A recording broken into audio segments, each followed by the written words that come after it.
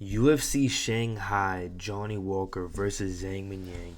Full card prediction. Boys, welcome to the script. If you're new here, do me a favor.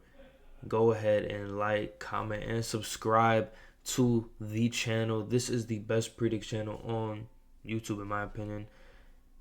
And let me know, boys. We're going to add a lot of additions to the channel. I'm thinking about, before we get into the predicts, I'm thinking about, we give you guys a safe bet, a lock of the card, every fight, every card. That safe bet has hit 85% of the time. We're thinking about actually making it free, man. At least I am. I'm heavily debating it. We're heavily debating making a members section of the channel so y'all show some support.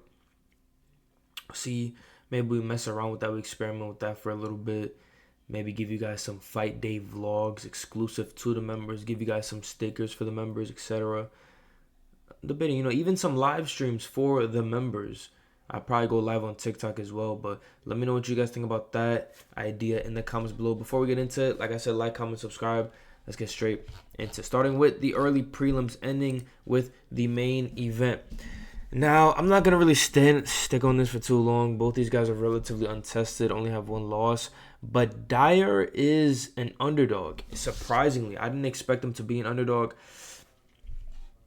Bro, he's literally the grappler in this situation. I feel like this was kind of an easy pick, but I'm surprised to see him as the underdog. I like this pick as him as the underdog. So I'm going to go Die Hard. Maybe he can implement his game plan, get some takedowns, and get Yoran on his back. So we'll see how that goes. Moving on up the card, we have Xiao.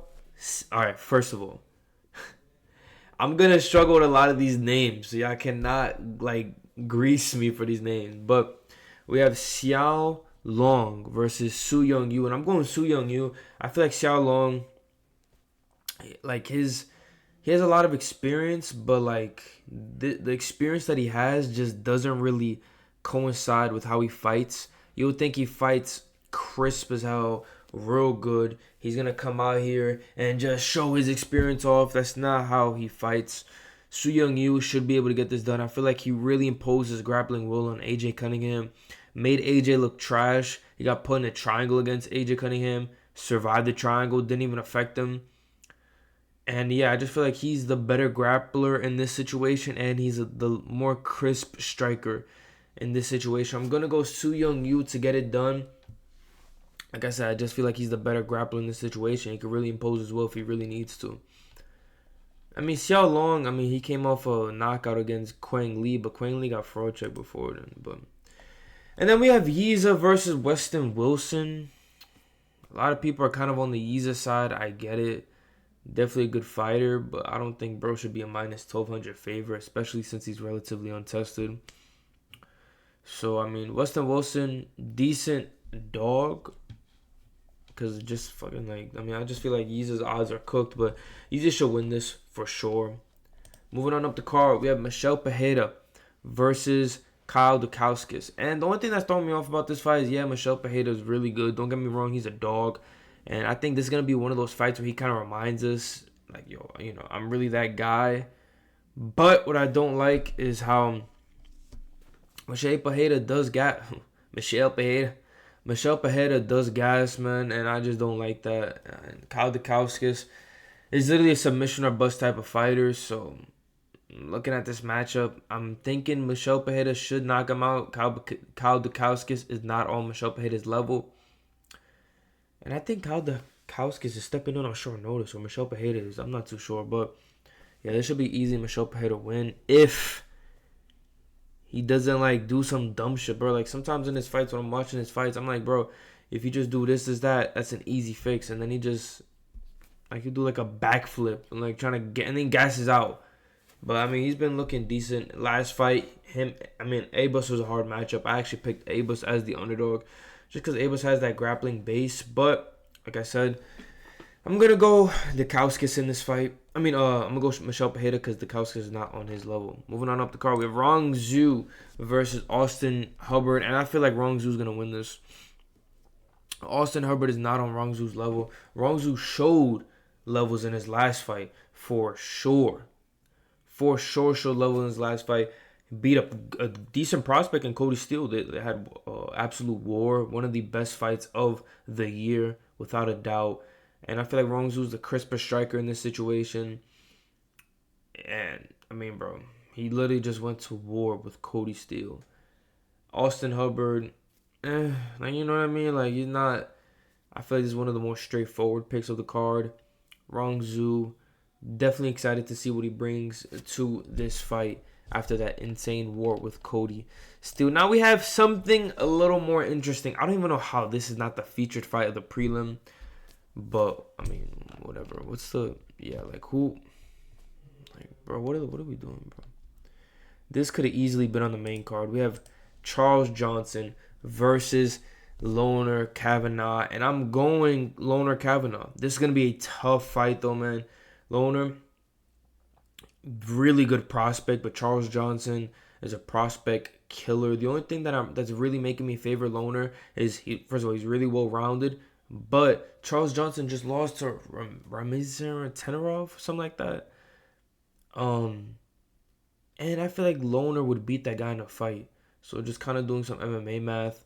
I'm going to say Loner wins. But Charles Johnson is a decent dog. He's beat Joshua Van, a lot of prospects he's put under his belt. But I just feel like Loner, different breed of prospects, man. And I think, like I said, man, I think he can get it done. I feel like he just mixes it up a little better than a lot of other people on this card. A lot of other flyweights. You look at his fights, you're like, yeah, this guy is definitely going to go somewhere in the flyweight division. Give me Loner Kavanagh to get this one done. Should be a close fight. I definitely think the fight will go distance. Then we have Mahashete. He finally woke up after versing Nicholas Mata versus Gao Jiang. I'm going the underdog. I'm going Mahashete, man. I just feel like he can impose his will with his like length, his toneness. He has a slight reach advantage. He does have decent leg reach, but yeah, man, I just feel like he can really impose his will in this fight. I'm gonna take the underdog in Mahashete. Not really too confident. Gao Jiang is Mahashete is you know. Kind of hard to pick Mahashete after that Nicholas Mata exposing. Nicholas Mata put a beating on, bro. Put like $500 on Nicholas Mata as a plus 190. Easiest underdog lock of my life. But yeah, man, I'm going Mahashete. I think he can actually do something in this fight. And then we have, hold on, Tayelek Niraji versus Kiefer Crosby. Bro, Kiefer Crosby's going to get knocked out, man. He's going to get knocked out. I believe in the first of all, UFC always has to fix them. And they always have the people like 1-0 and shit like that. Nah. So, I think Niraji will win this fight by knockout. Maybe brutally. I'm not too sure yet, but I mean, Kiefer Crosby's alright, bro. Like 10-5, 50-50 fighter. I don't know. I'm just not really too high on him. He's also a huge dog, but I just feel like Tayelek should get this one done. Now, moving on to the card. The real main card. I don't know what the hell that was to open up the main card. We have Sumar Darji versus Kevin Borjas. I'm going the underdog Kevin Borjas. I feel like Sumar Darji, he looked really good against Mitch Raposa.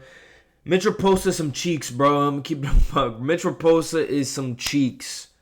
He's some cheeks. He's not that good of a fighter. Too short. He made Sumar Darji look like a I don't even know, bro. He made Sumar Darji look like a fucking tower. Sumar Darji's 5'8".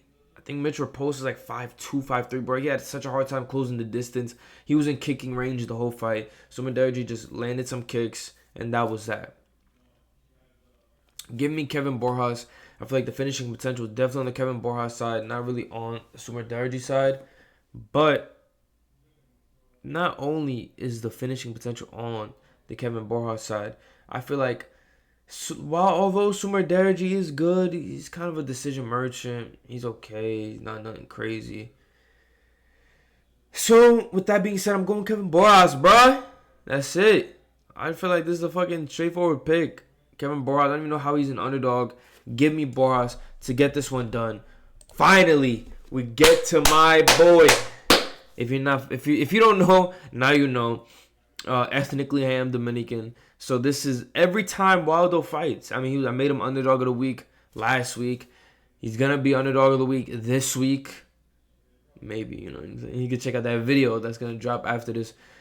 Waldo Cortez Acosta, until he loses, and even after he loses, he will be the most biased pick I've ever picked every single time. And although he is on a fat win streak, I think this will easily be his hardest fight in the division. Sergey Pavlovich, former champ. And the thing that's really, really killing me about this fight is, bro, Sergey has such a huge reach advantage, bro. And Sergey does really good when he has a reach advantage over opponents. Now, even though Waldo Cortez, there's no way he has a 70-inch reach, though, bro.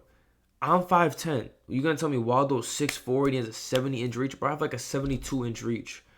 There's literally no way we have the same reach, but whatever. If we do, that's crazy. Regardless, bro, Waldo is he's an ex-boxer. He's way more technically sound than Sergey. Sergey doesn't really switch up his, striking. He kind of just stays with what works. And I think that's where he's going to absolutely get destroyed by Waldo. He's going to stick to what he knows. He's going to be headhunting. Waldo's going to pick him apart at range. Or not even in range, because he's not going to have, a lot of length. But what I'm trying to say is Waldo's going to be picking him apart. And I feel like this is kind of where Sergey's, not to be corny, but I think this is where Sergey slowly starts to fall off. He lost to Alexander Volkov. Volkov is way harder matchup, in my opinion, than Waldo. I like Waldo a lot, but Volkov is just 6'7", crazy reach advantage. So if you don't understand, range, I don't even know where I'm going with this, but Volkov is just way more lengthy, way more hard to deal with. And he actually was supposed to be versing Tom Aspinall, but he got robbed against Gane. So yeah, Gane's about to get knocked out by Tom Aspinall first round. But boys, I'm gonna go Waldo Cortez Acosta, ex-boxer, ex-pro baseball player. Bro is just way more technically sound all around. I just feel like he's going to actually be able to mix it up, and Sergey might spend a little too much time headhunting, and then we're in the third round, and Waldo's really just mixed it up on the judges' scorecards. Mixed it up way more than what Sergey did, So, we'll see. I'm definitely going Sergey to get it. I'm definitely going Waldo to get it done, and he opened up a plus 225 underdog, went to plus 210, snagged him up at a plus 210, because I thought that was ridiculous odds. Now he's at plus 190, plus 180. By the time the fight comes around, I will not be surprised if he's a plus 120. So, but a lot of people also agree with the Waldo bet, and he's on a nice little win streak. Beat Sergey. Yeah, man. So, moving on up to the co-main event of the evening. This is kind of a banger fight. We have Brian Ortega versus Aljamain Sterling. I'm going Brian Ortega to get psych. I'm going Aljamain Sterling. This should be a good fight. Brian Ortega has that crazy, crazy submission ability. But the thing I don't like, man, the thing I don't like about Brian Ortega, bro, it's his decline has been so visible, man. So visible, bro. His decline has been way too visible. That Diego Lopez fight, odds were close. Diego Lopez looked like he should have been a fucking minus 350. And now we got Aljamain, who opened up at a minus 350, but the odds have been going down. I think Aljamain he trains with Marab, way more technically sound. He's never been submitted, has really good wrestling, gave Mavzar a run for his money. I said Aljo was definitely a good underdog in that fight. I didn't bet on him, but I said he was a good dog, and he definitely showcased the forward champ. Bro, Aljo should get it done in this fight. Probably just, get the back, throw into a couple submissions. But Brian Ortega, he literally just has that submission threat, bro. But I don't think he's going to be, I don't know, bro. I feel like even Aljo doesn't have the best striking. But, bro, compared to Brian Ortega, I think he should find success in the striking against Ortega. Ortega, like I said, bro, he's at the end of the day, he's at this point in his career. I think Aljo looks really good at 145, man. He looks really good at 145. I think the wrestling, the pressure might be a little too much for Brian Ortega. As soon as Aljo gets Brian Ortega's back, might be wraps. Bars. I didn't even mean to rhyme. Moving on up the card. We have Johnny Walker versus Zhang Mingyang. I can end the video right here. Zhang Mingyang KO in the first 2 rounds. Johnny Walker is just, bro, probably the chiniest guy on the roster. Probably the chiniest guy in the UFC. I'm not even trying to be. Who's chinier than? I don't even know. Bro, literally, if he faces someone with good boxing, it's kind of wraps, bro. He's gonna get KO'd. What I don't like is when a lot of people start picking somebody. Like Zhang Mingyang, everybody's, easy first round KO, easy first. Listen, bro. I feel like this guy's grappling still hasn't been tested. I'm not gonna bet on Johnny Walker to start grappling though. So definitely going Zhang Mingyang. But when everybody's like too on board or somebody wouldn't, like, I picked Drickus before I heard everybody else pick Drickus. The fight comes around, everybody's Drickus. I'm like, oh bro, Drickus not gonna win. I remember I was telling my cousin, I'm like, yo, Drickus is not gonna win, bro. Everybody's picking Drickus. Drickus didn't win. Regardless, I kind of don't feel comfortable. Everybody's like, Zhang Mingyang. But statistically, if Zhang Mingyang does his fucking job, yes, bro, I'm getting tight. If Zhang Mingyang does his job, he should win this. He was a minus 450. The line is kind of closing a little bit. Now it's a minus 340. I guess people are betting Johnny Walker. Listen, bro.